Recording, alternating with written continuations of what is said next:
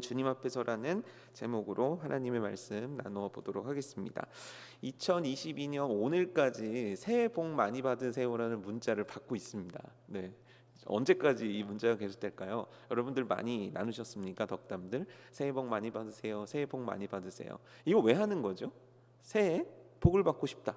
간단한 이유죠. 근데 무슨 복을 받고 싶은 겁니까? 내가 원하는 어떤 복을 받고 싶다는 거예요. 근데 그 안을 가만히 들여다보면 작년보다 올해 더 나아지고 싶어. 작년까지의 인생 말고 올해는 진짜 새로운 인생을 살아보고 싶어. 이런 우리들의 마음의 염원이, 우리들의 소원이 담긴 것이 이 표현 안에 담겨져 있단 말이에요. 그래서 우리는 새해 복 많이 받고 싶은 마음을, 또 그 사람이 새해 복 많이 받았으면 좋겠는 마음으로 그런 덕담들을 주고 받는다는 거예요. 그럼 여기서 문제 하나 내겠습니다. 그래서 받으셨어요? 아니, 그렇게 복을 받으라고 얘기를 했으면 하나라도 받으셨어야죠. 받으셨습니까? 여러분들이 얘기할 때 그 사람이 복을 받던가요? 여러분, 우리가 분명히 알아야 될 건 뭐냐면 하나님이 주시는 이외의 건 어떤 것도 복이 아닙니다. 하나님이 주시는 것이야말로 하나님만이 우리들에게 복을 줄 수 있는 유일한 분이시고, 하나님만이 우리에게 축복을 하실 수 있는 유일한 분이세요.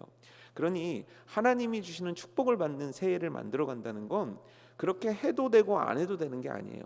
하나님 편에서 성공된 새해를 만들어 간다는 건 그렇게 해도 되고 안 해도 되는 게 아니에요. 우리 크리스천들이라면, 하나님의 자녀들이라면 반드시 2022년 하나님 뜻대로 살아야 되는 거고, 하나님이 주시는 복 받아야 되는 거고, 하나님이 허락하시는 성공해야 되는 거예요. 하나님 안에서 하나님이 주시는 것들로 복 받고, 하나님 안에서 하나님이 주시는 것들로 잘 돼야 되는 건 반드시 우리들이 매년, 매해, 매 시간, 매분, 매초 하나님 앞에서 이루어 드려야 될 삶이라는 거예요. 그러면 어떻게 이 삶을 살아갈 수 있을까요? 말을 한다고, 그렇게 마음을 품는다고 그 삶이 사라질까요? 여러분은 어떠십니까? 올해 잘 되실 것 같습니까? 어떠세요? 잘 되실 것 같으세요, 올해? 어떠세요? 올해 진짜 하나님이 주시는 복을 받으실 수 있으실 것 같습니까? 진짜 따놓은 당상입니까? 나는 100% 하나님의 복 받는 겁니까? 확실하십니까? 아니요, 그렇지 않아요. 중요한 거 한 가지가 있어요. 내가 변하지 않으면, 내가 달라지지 않으면 나의 삶은 작년과 다를 바 없습니다. 내가 정말 그리스도 안에서 변화되고 새로워지지 않으면 10년 전의 삶과 오늘의 삶은 똑같습니다. 뭐 달라질 게 뭐가 있습니까? 물가만 오르죠. 뭐 달라질 게 뭐가 있습니까? 인생만 더 고달파지죠. 뭐 달라질 게 뭐가 있습니까? 나이만 더 먹어가는 거죠. 그렇지만 달라질 수 있는 방법이 있어요. 하나님 앞에서 나를 새롭게 하는 거예요. 오늘 그거에 대해서 말씀을 좀 나눠보고 싶어요. 이제 몇 가지 나눌 텐데, 처음에 너무 이렇게 무거운 주제로 가서 좀 긴장되십니까? 긴장될 거 없습니다. 네. 항상 말씀은 두렵고 떨리는 거니까요. 어릴 때 여러분 성적표 받는 날 기분 좋으셨습니까? 공부 잘하시는 분들한테는 성적표 받는 날이 기분 좋았을 텐데, 저는 별로 공부를 잘하지 못했기 때문에 성적표 받는 날이 별로 좋지 않았어요. 그래서 제 소원이 뭐였냐면 성적표가 없는 세상에 살고 싶었어요. 그러니까 성적표가 없는 세상 얼마나 좋습니까? 진짜 내게 강 같은 평화가 흘러넘치는 세상이죠. 그런데 나이가 먹으면 성적표가 없어질 줄 알았거든요. 그래서 대학원까지 마치고 나니까 이제 나를 더 이상 평가하는 사람이 없겠지. 천만의 말씀이요. 천만의 말씀이요. 여러분, 우리는 끊임없는 누군가의 평가를 받고 살아요. 회사에서는 직장 상사한테, 그렇죠? 그 평가를 받죠. 엄마도 아이들에게 평가를 받습니다. 엄마, 오늘 김치찌개 맛이 왜 이래? 평가를 받는다는 거죠. 목사님, 저도 평가를 받습니다. 목사님, 요즘 설교가 별론데요? 이런 평가를 받는다는 거죠. 왜냐하면 우리는 이 평가라는 것이 우리들 인생을 아주 지지대처럼 바치고 있는 중요한 요소이기 때문이에요. 심지어 요즘 배달 하나 시켜도 별점 주고요. 뭐만 해도 댓글 달아서 평가 주고요. 그러니까 우리 인생은요, 누군가한테 평가받고 누군가를 평가하는 일에 너무 익숙해져 있고 그게 너무 당연한 거예요. 이게 우리 인생에 빠질 수가 없다라는 거예요. 여러분, 좋은 사람 되고 싶죠? 이 좋은이란 게 평가예요. 어떤 사람이 좋은 사람입니까? 그러니까 나는 좋은 사람이 되기 위해서, 이 좋은이란 말을 듣기 위해서 누군가의 모습을 의식하고 내 모습들을 바꾸어 나간다는 거예요. 그럼 여기서 퀴즈 하나 낼게요. 맞추는 사람도 없는 퀴즈를 저는 왜 이렇게 낼까요? 자, 퀴즈 낼게요. 하나님도 여러분들을 평가하실까요? A, B, C. 수긍이 안 가. 100점, 90점, 80점, 70점, 60점 이렇게 하나님도 여러분들의 인생에 대해서 점수를 매기시면서 평가하실까요? 어떨 것 같으십니까? 아우, 자비롭고 은혜롭고 사랑 많으신 하나님은 그런 거 절대 평가 안 하실 거예요. 우리가 어떻게 살아도 다 우리를 사랑으로 안으실 거예요. 이거 맞습니까? 아니면 하나님도 우리들의 인생을 탁탁탁탁탁 나누셔서 그에 따라서 평가하시고 그에 따라서 상을 주시기도 하시고 그에 따라서 벌을 주기도 하실까요? 여러분들 생각이 어떠십니까? 앞에 앉으신 죄를 물어볼게요. 조성욱 집사님 어떠세요? 하나님은 우리들의 인생을 평가하실까요? 아니면 평가를 안 하실까요? 하실 것 같아요. 네. 하실 것 같아요. 여러분들 생각은 어떠십니까? 평가할 것 같다. 아유, 하나님이 무슨, 하나님은 다 공평하시다.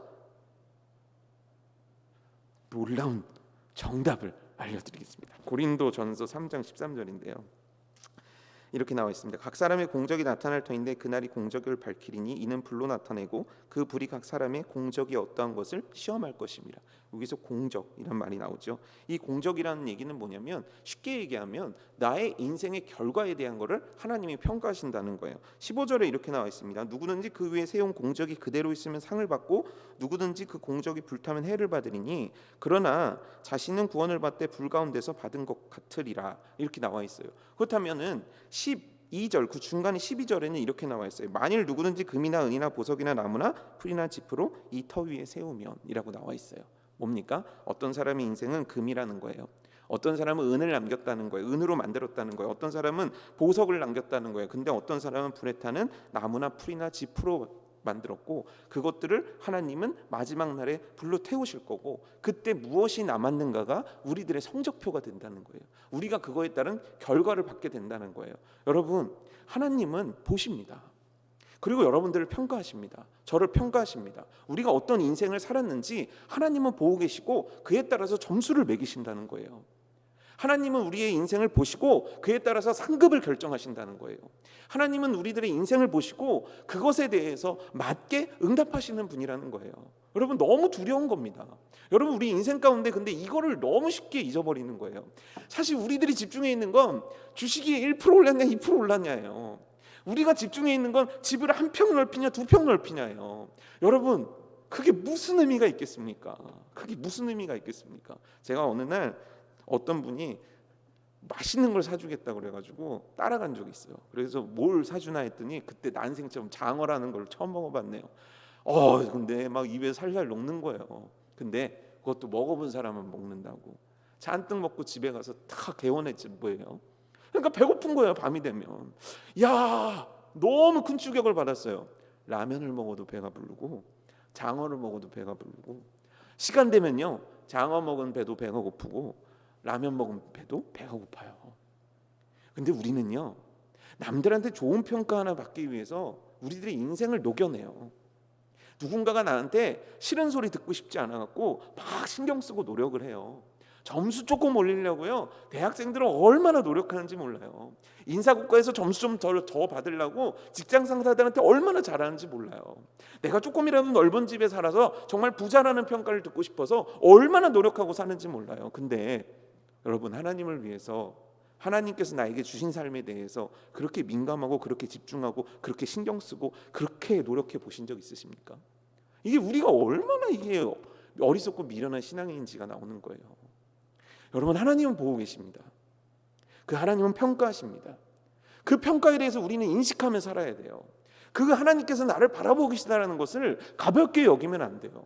하나님은 오늘도 나의 말을 듣고 계시고 오늘도 하나님은 나의 행동을 보고 계시고 내가 무엇하고 어떻게 하는지 나의 순종의 모습을 하나님은 지켜보고 계시다라는 거예요.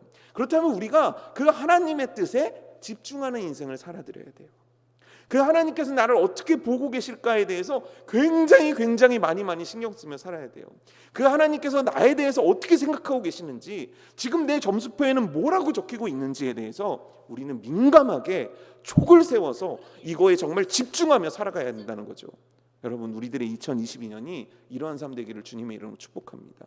하나님을 신경 쓰는 인생, 하나님께 민감한 인생. 그런데 오늘 제가 여러분들에게 고린도전서를 읽어드렸지만 오늘 하나님은 야곱이라는 사람을 통해서 그 아들들에게 성적을 매기고 계세요. 이제 하나님께서 야곱을 부르십니다. 그리고 야곱에게 말씀을 하시죠. 그래서 야곱은 때가 됨을 알고 드디어 자녀들을 부릅니다. 이 물론 말씀이 1절에 나와 있어요. 그 아들들을 불러서 무엇을 하려고 하냐면 너희가 후일에 당할 일을 내가 너희에게 알리리라.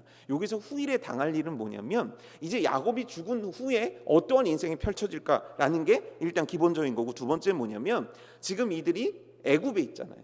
근데 애굽은 있어야 될 곳이 아니라 떠나야 될 곳이잖아요. 어디로요? 젖과 꿀이 흐르는 가나안 땅으로요. 그러니까 후일에 있을 일은 뭐냐면 가나안 땅에서 하나님이 너네들한테 어떻게 하실런지에 대한 말씀을 주시겠다는 거예요. 그래서 이 두 가지를 나눠 생각해 볼 수 있는데, 어찌됐건 간에 있는 일이 아니라 있을 일에 대해서 내가 너희에게 말하기 원하니까 너희들은 모여라. 그래서 자녀들이 다 모였다는 거예요. 자, 1번은 누구였을까요?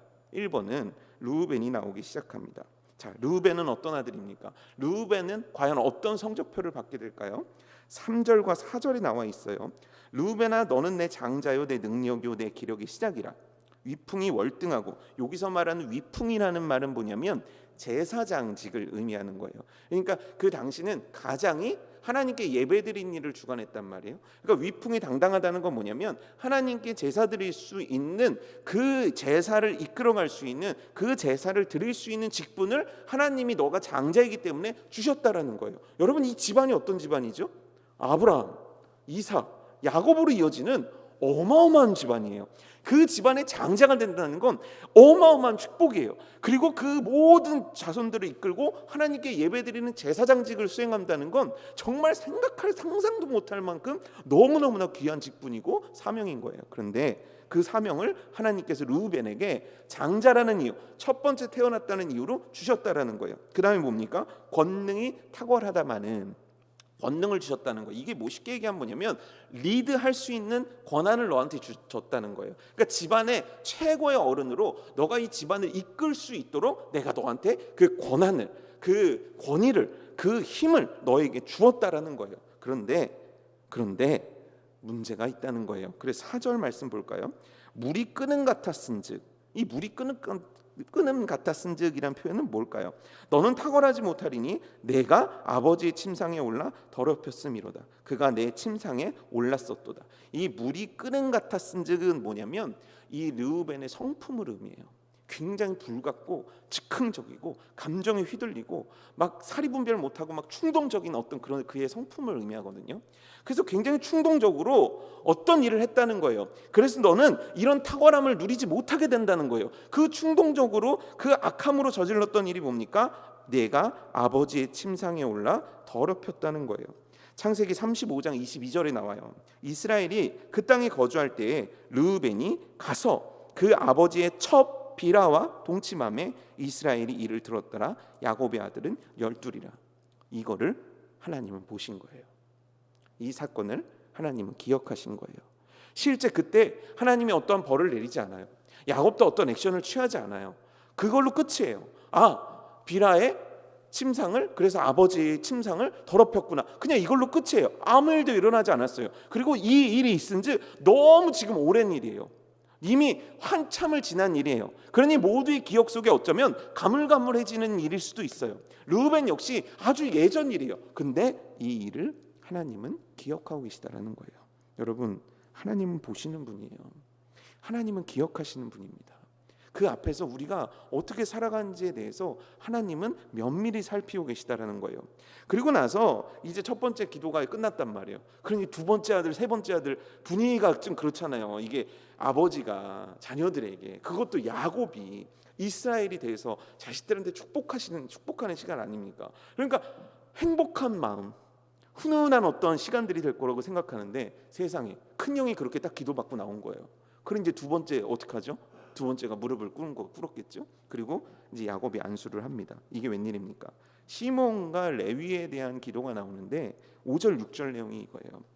시몬과 레위는 형제입니다. 근데 르우벤도 형제고 시몬, 레위 다 같은 형제인데 여기서 말하는 형제의 의미는 뭐냐면 니네들이 똑같아. 뭐가 똑같았을까요? 그들의 칼은 폭력의 도구로다. 이게 무슨 얘기일까요? 내 호나 그들의 모의에 상관하지 말지어다. 내 영광아 그들의 집회에 참여하지 말지어다. 그들이 그들의 분노대로 사람을 죽이고 그들의 혈기대로 소의 발목 힘줄을 끊었음이로다. 이건 도대체 무슨 사건을 의미하는 걸까요? 디나 사건이에요. 야곱의 딸이었던 디나가 세겜 땅을 놀러 갔을 때 세겜의 추장의 아들에게 겁탈을 당하게 되죠. 그래서 있을 수도 없는 일인 거예요. 그런데 그때 뭔가 결정을 내렸어야 되는 거예요. 근데 야곱도 아무 말도 안 하니까 그때 이 시므온과 레위가 어떤 작전을 짜냐면, 그래 우리 결혼하자, 결혼할게, 우리 동생 줄게, 그러니까 우리 사돈 맺자, 우리 집안끼리 잘 지내보자, 대신에 할례를 해, 우리는 할례 안 한 집안과 어울리지 않을 거야. 그리고 할례를 시킨단 말이에요. 그리고 움직일 수 없는 3일째 됐을 때 시므온과 레위가 칼을 들고 가서 그 족속에 있는 모든 남자들을 다 죽입니다. 그런 다음에 어떻게 하냐면 이 야곱의 아들들 전부가 가가지고 그 마을을 약탈하기 시작합니다. 약탈이 뭐죠? 여자와 어린아이들을 빼앗아 오는 거죠. 짐승들을 막 빼앗아 오는 거죠. 우린 여기까지 알고 있어요. 근데 오늘 이 본문 말씀에서는 충격적인 사실 하나를 우리에게 알려주는 거예요. 6절 하반절에 뭐라고 되어 있냐면 그들의 혈기대로 소의 발목 힘줄을 끊었음이로다. 이게 무슨 얘기냐면 데리고 올 수 없는 짐승들도 있었을 거 아니에요. 다 데리고 올 수가 없었을 거 아니에요. 그 짐승들은 힘줄을 다 끊어버렸다는 거예요. 그러니까 잔혹하게 이를 데 없는 방법을 썼다는 거예요. 너무 잔인하고 너무 폭력적인 방법을 썼다는 거예요. 왜요? 왜 이렇게 해야 됩니까? 그들의 혈기대로, 그들의 분노대로 행했다는 거예요. 여러분, 우리는 이삭에 대해서 잘 알고 있어요. 이삭이 어느 날 하나님께 100배의 축복을 받았어요. 그러자 가나안 백성들이 어떻게 했죠? 그에게 왔어요. 나가라는 거예요. 근데 이삭에게는 충분한 힘이 있었어요. 근데 그는 그 힘을 갖고 싸웠습니까? 아니요. 왜 안 싸웠죠? 하나님이 허락하신 적이 없기 때문이에요. 두 번째는 뭐냐면 매우 중요한 건데 하나님이 그들에게 주신 사명이 있는데 아브라함 보고 본토 친척 아비의 집을 떠나서 내가 너에게 줄 땅으로 가라고 하셨고 그곳에 거주하게 하신 것이 하나님이기 때문이에요. 하나님은 이 땅에서 떠나라고 얘기하신 적이 없어요. 그러니 가나안 땅에 그들은 머물러야 돼요. 머물러 있는데 너무너무 중요한 건 뭐냐면 그들과 사이가 나빠버리면, 그들을 적으로 삼아버리면 그러면 이 땅에 머무를 수 없는 거예요. 그래서 이삭은 계속 옮겨 다닌 거예요. 바보여서도 아니고 힘이 없어서도 아니었다는 거예요. 물론 이해해요. 시몬과 레위가 얼마나 속상했을지 이해돼요. 하지만 물었어야죠. 하나님의 방법을 따랐어야 되죠. 하나님의 백성이니까 하나님의 방법을 따르는 게 너무너무 당연한 거니까 하나님께 묻고 하나님께 간구하고 하나님이 허락하시는 해결책을 찾았어야죠. 하지만 물어보지 않았어요. 그들은 크리스천인데, 그들은 정말 예수님 믿는, 우리로 따지면 기독교인인데 그들은 가나안의 법을 따른 거예요. 가나안 사람들이 하듯이, 악한 세상 사람들이 하듯이, 아니 그 악한 세상 사람들보다 더 잔혹한 방법을 써서 피해 잔치를 벌인 거예요. 근데 중요한 건 뭐냐면 이 피해 잔치가 있고 나서 야곱이 꾸짖기는 했지만 갑자기 하늘에서 불이 떨어져서 이들을 살리지 않았어요. 갑자기 어떤 일이 생기지 않았다고요. 그냥 살았어요. 그래서 이미 잊혀진 일이 됐어요. 이미 오래전 일이 됐어요. 아, 그때 맞아 그랬지 라고 생각할 만한 일이 됐어요. 게다가 지금은 애굽에 와 있단 말이에요. 과거의 모든 삶이 끊어지고 이제는 뭔가 새롭게 하려고 여기 와서 새롭게 출발하는 듯 한단 말이에요. 그런데 하나님은 기억하고 계시다라는 거예요. 여러분, 우리는 초반에 제가 성적표 얘기했잖아요. 하나님께서 우리들의 점수를 매기신다고요.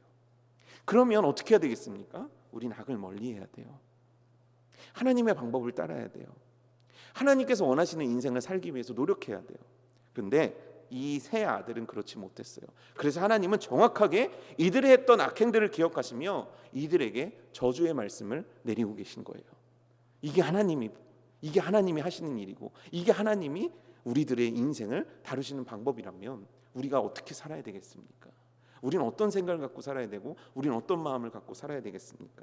여러분, 그런데 중요한 게 한 가지 있어요. 이들이 악을 저질렀기 때문에 하나님께 저주를 받은 것 맞아요. 하지만 이들이 똑같이 악을 저질렀음에도 한 가지를 하지 않았기 때문에 이들은 이 상태에 머무르는 인생이 될 수밖에 없었다는 거예요. 그게 뭘까요? 우린 유다를 통해서 배울 수 있어요. 자, 축복 기도라고 해서 모였는데 첫째 아들 그러고 둘째 셋째 그러니까 분위기가 어땠겠어요? 유다 차례예요. 유다도 엄청 떨리죠. 얼마나 긴장됐겠어요. 그리고 나서 드디어 야곱이 유다에게 기도를 해주는데 드디어 우리가 아는 야곱의 축복이 나오기 시작하는 거예요. 야, 정말 축복다운 축복의 이야기가 나오는 거예요. 창세기 49장 8절부터 우리가 읽었던, 우린 10절까지 읽었지만 쭉 이어져서 12절까지 이어지는 말씀이거든요. 유다야, 너는 내 형제의 찬송이 될지라. 이 찬송이 될지라는 뭐냐면, 유다라는 게 찬양, 찬송이라는 뜻을 갖고 있거든요. 근데 여기서 찬송이 될지라는 뭐냐면, 너가 행했던 일들로 인해 너는 찬송받을 거다. 너를 형제들이 찬송하게 될 거다. 이 얘기를 하고 있는 거예요. 도대체 유다가 무슨 일을 했기 때문에 이럴까요? 내 손이 내 원수의 목을 잡을 것이요. 강하다는 뜻이에요. 그 강함의 상징으로 어마어마한 표현을 쓰는데 사자새끼라는 표현을 쓰는 거예요. 너는 움킨 것을 짚고 올라갔도다. 그의 엎드리고 웅크림이 숫사자 같고 암사자 같으니 누가 그를 범할 수 있으랴. 아무도 너를 건드리지 못해. 너는 힘 있는 자가 될 거야. 사자와 같이 너를 건드릴 수 있는 자가 없을 거야. 이런 축복의 말씀을 하면서 여기서 멈추지 않고 너무 놀라운 말씀을 하세요. 그건 뭐냐면, 홀이 유다를 떠나지 아니하며. 홀이 뭘까요? 왕들이 갖고 다니는 지팡이에요. 이게 유다를 떠나지 않는다는 게 뭡니까? 내 집안에서 왕이 나올 거라는 거예요. 그리고 또 표현합니다. 치리자의 지팡이가 그 발 사이에서 떠나지 아니하기를. 그 발 사이에서 떠나지 않는다는 건 뭐냐면, 후대 손손 계속 왕족들이 나오게 될 거, 왕들이 너의 집안을 통해서 계속 태어나게 될 거라는 거예요. 그리고 어떻게 얘기합니까? 실로가 오시기까지 미치리니 그에게 모든 백성이 복종하리로다. 여기서 실로가 뭘 뜻하냐면 메시아를 의미하는 거예요. 너를 통해서, 너의 자손들을 통해서 너는 이제 왕족이 될 텐데, 네 후손들 중에 왕이 태어날 건데, 그 왕은 끊어지지 않고 대대로 그 땅, 내가 너에게 말한 젖과 꿀이 흐르는 땅을 다스리게 될 거야. 그리고 드디어 메시아를 너를 통해 보내줄 거야. 하나님께서 이런 축복을 유다에게 허락해 주신단 말이에요. 이 축복이 이루어졌습니까? 이루어졌죠. 우리는 마태복음 1장 족보를 통해서 이걸 확인할 수 있어요. 거기 유다 이름이 나와요. 유다의 아들들 이름이 나와요. 그리고 정말 그 자손 중에는 정말 위대한 왕인 다윗이 탄생해요. 그리고 다윗을 통해서 이어졌던 남유다는요, 정말 그 유다 백성의 피가 한 번도 끊어지지 않고 왕들이 계속 나와요. 그리고 놀랍게도 기적적으로 바로 메시아가 그 족속을 통해서 진짜 이 땅에 오세요. 우리는 그걸 목도하고 우리는 그걸 확인할 수 있단 말이죠. 그런데 이게 좀 이상해요. 유다가 복받은 건 참 좋고 누군가 축복받았다는 거 박수 쳐주고 기뻐할 수 있지만, 유다가 어떤 사람이었는지를 우린 좀 생각해 봐야 돼요. 여러분, 유다, 루벤, 시므온, 레위 딱 쓰면 누가 제일 나쁜 놈일 것 같으세요? 그래요. 일단 루벤 너무 나쁘죠. 시므온, 레위 너무 나쁘죠. 그렇죠? 근데 유다 만만치 않아요. 여러분, 요셉을 누가 팔았습니까? 루벤은요 요셉을 살려주고 싶었어요. 물론 유다도 살려주고 싶었죠. 하지만 결정적으로 요셉을 노예로 파는 아이디어를 낸 사람, 그 일을 실제로 움직이게 한 사람은 유다예요. 그리고 그는요, 모든 형제들도 마찬가지지만 무려 20년 동안 아버지를 속였어요. 이게 속일 일입니까? 그래, 잘못할 수 있죠. 그러면 그 양심의 가책상, 아버지 제가 잘못했습니다, 한번 무릎 꿇고 뭔가 이건 거라도 있어야 되는데 20년간을 아버지를 집요하게 속였어요. 이게 유다예요. 근데 유다의 죄는 여기서 끝나지 않아요. 여러분, 하나님께서 정말 원치 않으셨던 게 뭔지 아십니까? 가나안 땅에 살고 있는 지금 이 아브라함의 후손들에게 정말 하지 말라고 했던 일이 뭔지 아십니까? 왜 에서가 그렇게 미움을 받았는 줄 아십니까? 바로 결혼 문제였단 말이에요. 근데 유다는 요셉을 노예로 판 다음에 집을 떠나가지고 가나안 사람들과 친하게 지내기 시작하더니 가나안 사람과 결혼합니다. 왜 결혼했을까요? 왜냐하면 이유는 간단해요. 그것도 가나안의 아주 부유한 사람하고 결혼을 했거든요. 이유는 간단합니다. 가나안 사람이 되고 싶어서예요. 결혼을 통해서 그 민족이 되지 않으면 평생 이방인이에요. 이방인이 되니까 서러움이 많은 거예요.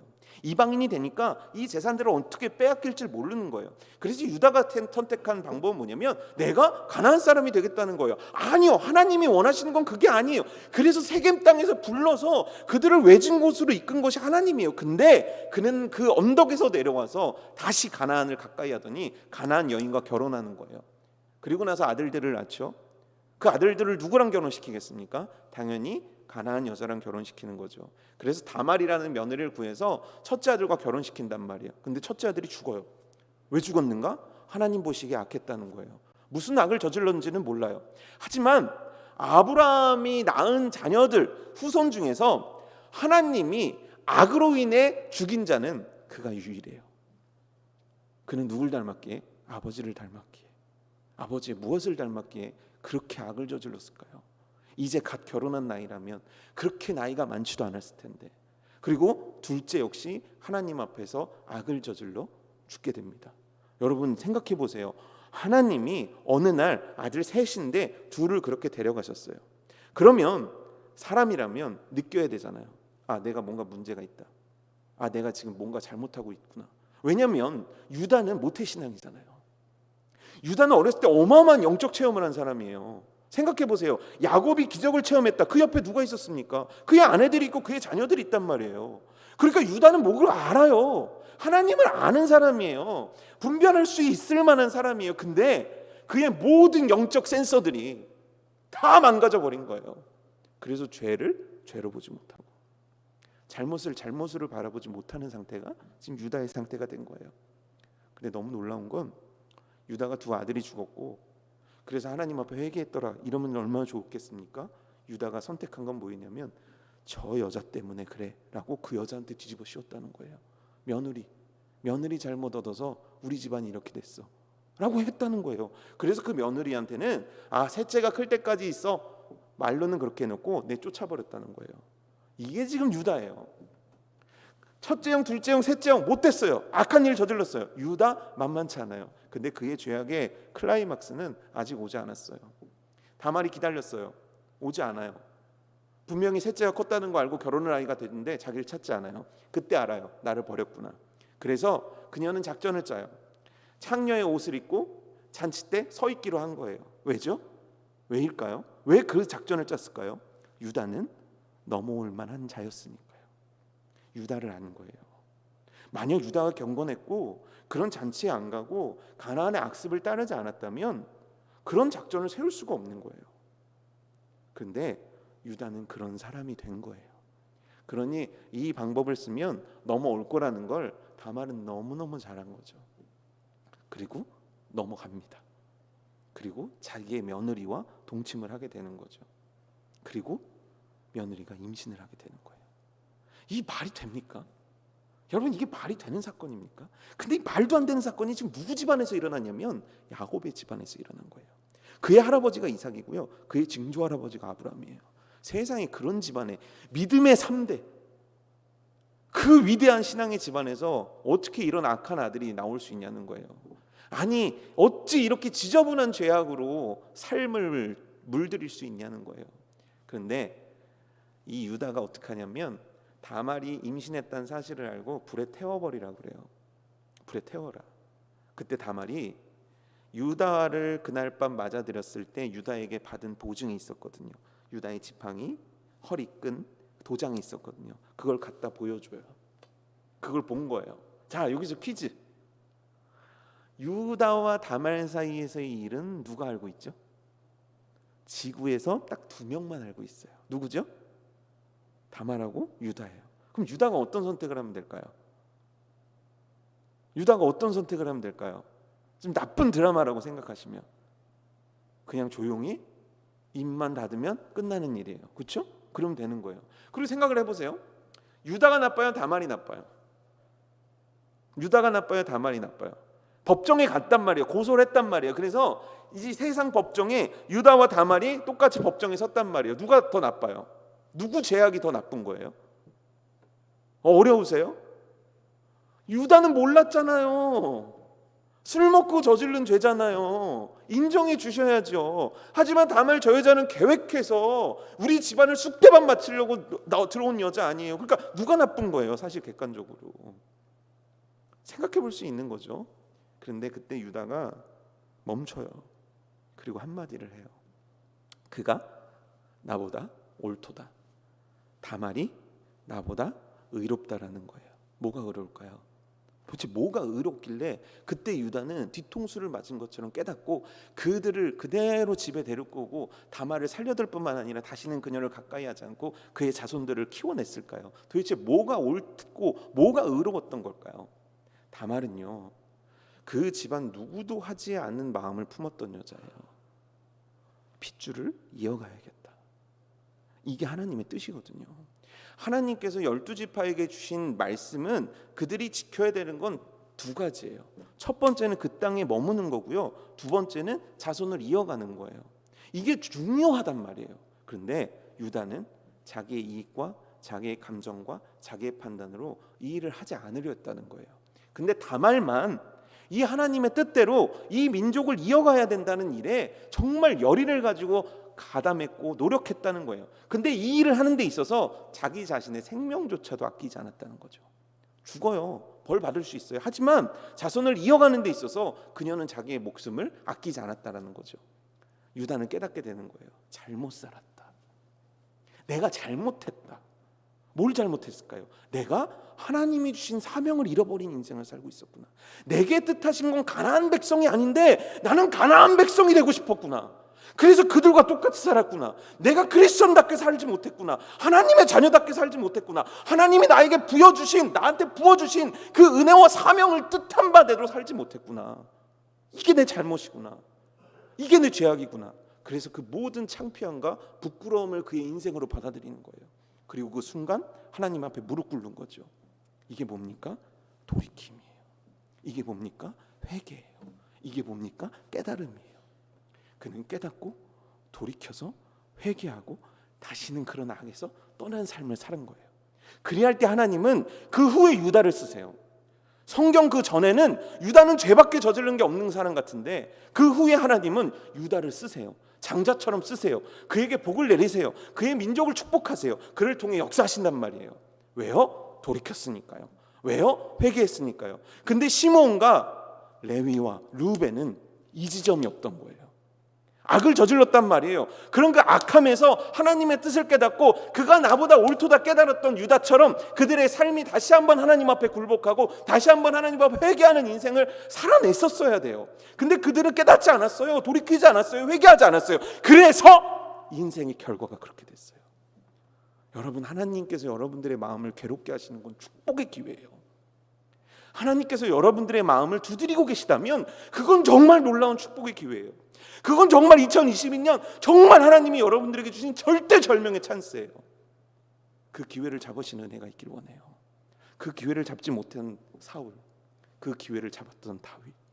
다윗과 사울 중에 누가 더 악한 것 같습니까, 여러분? 사울은요, 이해가 돼요. 인간적으로. 왜냐하면 사무엘이 와야 되는데 안 오니까 급해서 제사 드린 거고요.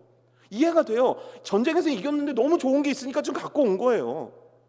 그런데 다윗은요, 질적으로 너무 안 좋아요.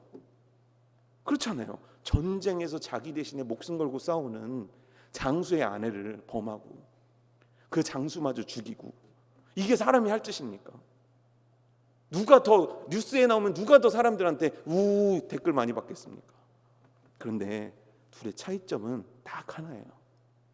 죄를 지었고 죄를 짓지 않았고가 아니에요. 하나님이 잘못했어 라고 했을 때 한 사람은 그 자리에서 무릎 꿇고 회개했고 한 사람은 그 무릎을 꿇지 않았다는 거예요. 여러분, 2022년 우리는 무릎을 꿇을 수 있는 자가 돼야 돼요.